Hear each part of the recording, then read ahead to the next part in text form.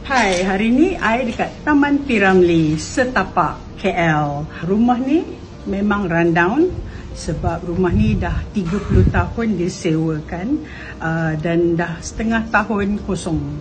Jadi rumah ni sekarang berada di pasaran untuk penjualan. Dari luar, mungkin anda nampak rumah ini seolah-olah terbengkalai. Ya, ia memang memerlukan sentuhan. Tapi jika anda benar-benar lihat dengan mata hati dan bukan sekadar mata kasar, rumah ini menyimpan nilai yang sangat tinggi. Seni bina klasik, struktur yang masih kukuh dan tapak yang luas. Rumah ini masih mengekalkan ciri-ciri asli rumah lama, termasuk pintu pagar tarik di main door, ikonik gaya lama yang susah ditemui. Tiles retro yang tidak lagi berada dalam pasaran masih utuh dan menjadi bukti keaslian zaman pembinaannya, dan grill pada tingkap-tingkap yang juga merupakan grill asal sejak rumah ini mula dibina, rekaan klasik yang unik dan kukuh.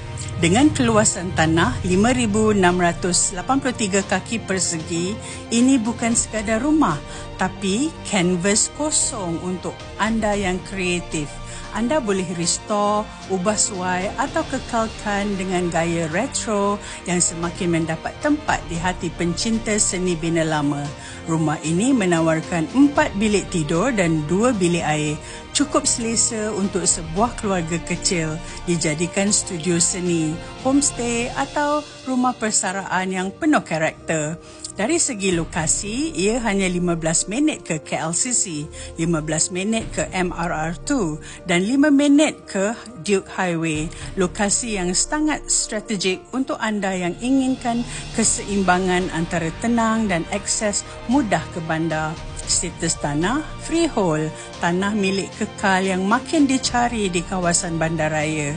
Jadi kalau anda seorang yang cintakan keunikan, yang melihat nilai dalam warisan dan seni bina lama dan sedang mencari peluang pelaburan atau kediaman penuh karakter, this might be the one. Jangan tunggu sampai orang lain nampak dulu. Jom kita tengok sama-sama rumah ni. Saya Nur Ain dan saya tunggu anda untuk bawa rumah ini hidup semula.